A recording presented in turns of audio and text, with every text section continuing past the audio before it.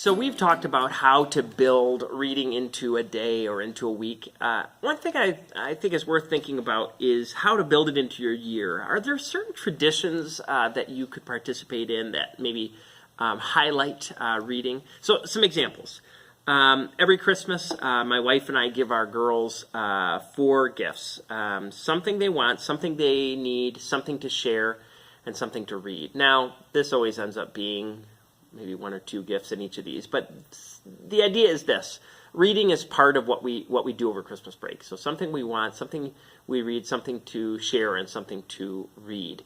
Another option or another thing that I've heard around Christmas is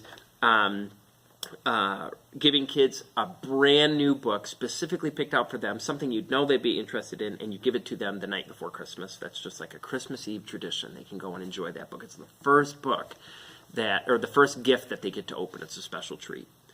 On top of that, so if you think about holidays, are there certain books that you can read at certain times of the year? I know some families who will read the Jesus Storybook Bible, the life of Christ over Lent, or the story of Christmas, or whatever.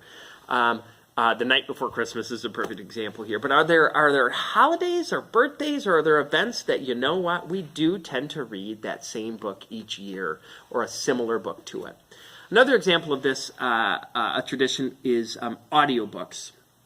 There's something just really neat about listening to an audiobook in the car, or listening to one alone, but on these long car rides, I think it's so easy for us to switch into movie mode right away, or tablets, or things like that, but actually having a book that the whole family listens to together could be just great. And there's just a lot of good things out there that I think would be fun to listen to. Classic books. I know one spring break, my wife and I listened to Treasure Island together, and that was just a fun shared memory. So thinking through books that you could listen to aloud, these are available for free through the public library. There's many of them that they have on CD. You can also download audio files, tons of stuff available out there to listen to. A couple things we do as well is we take advantage of the public library. There's always events throughout the year, really great events that highlight reading. They have special visitors come in, magicians and music groups and storytellers and authors, and so those are great. Story time, they've got a lot of programming there that's been good. One of the things we also build into our year is summer reading. There are, I think, 5 different summer reading incentives in the area, and we take advantage of all of them.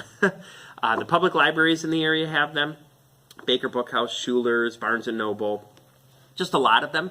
And we take advantage of those, and we track our reading, and we celebrate our reading as we go throughout the summer. And when we go to that Whitecaps game for free at the end of the year and that kind of thing, it's just built into our year. So I'm sure there are other reading traditions that your family might have, and I'd love to have you share them below. But I would just encourage you to find ways to add some of these reading-focused activities throughout the year, and just make them part of kind of your shared experience and calendar as a family.